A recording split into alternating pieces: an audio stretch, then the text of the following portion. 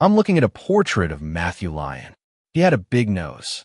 My colleague Maria was reporting via text message from the Vermont State House, standing in front of the famous Vermonter's portrait. The issue wasn't who Lyon was or what he did. What's important was that he had a honker of a schnoz. Maria saw it and thought of me. I should take offense. I have a big schnoz, and it seems to be getting bigger.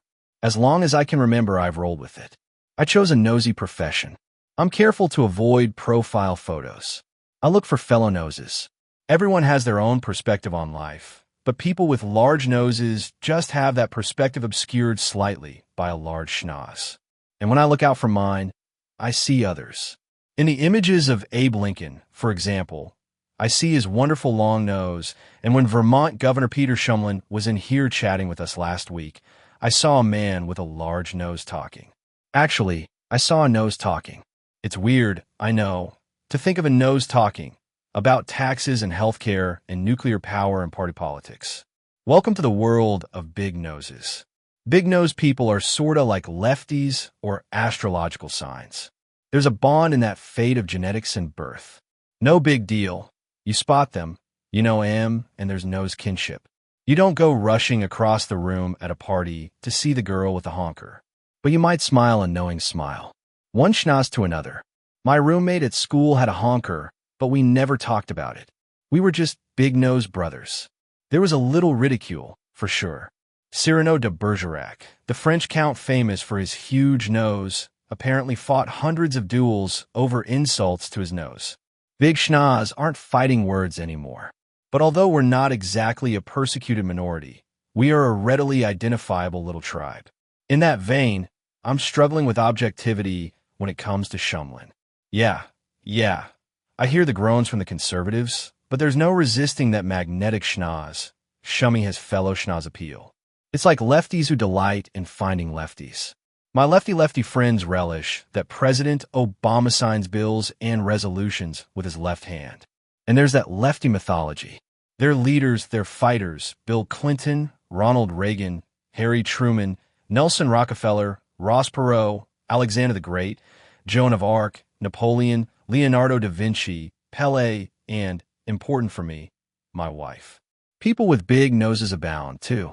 Lincoln stares out from behind his schnoz everywhere these days. Money and book and magazine covers. Many of the founding fathers had large noses. In Vermont, there's Norman Rockwell and Robert Frost. Matthew Lyon, of course. And Stowe's own Johannes von Trapp schnoz, while not in the big leagues, is right up there. Apparently our noses can tell us where our ancestors came from.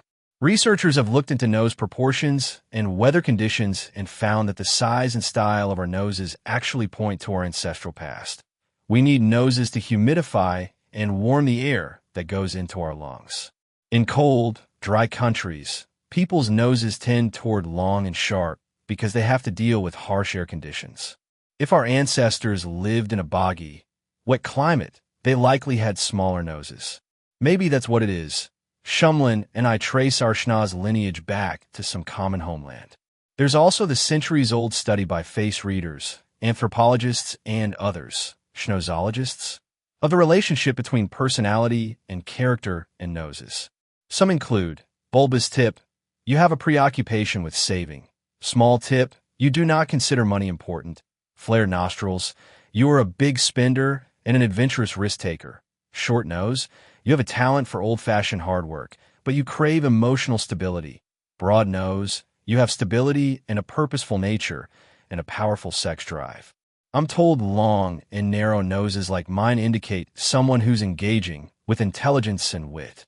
Seriously? Is that why mine keeps growing? I'm not sure what a face reader would say about the governor's nose. It's big in almost every way, wide and long and big. Good Lord, the man's personality traits must be endless. On his recent visit to our offices, he spotted a photo of me and the head of a small communist Caribbean nation on my wall. Is this photoshopped? He asked. Shrugging off the subtle put down, I said, he had a big nose, too, Governor. I asked if we could discuss his own nose. After all, he'd taken on the campaign trail and compared it to a well-known moose snout. He replied, actually, I've been admiring your nose. Yours is bigger, sir. I shot back. Let's settle this, he said. Nose to nose. We got the photograph. It'll go on the wall, too.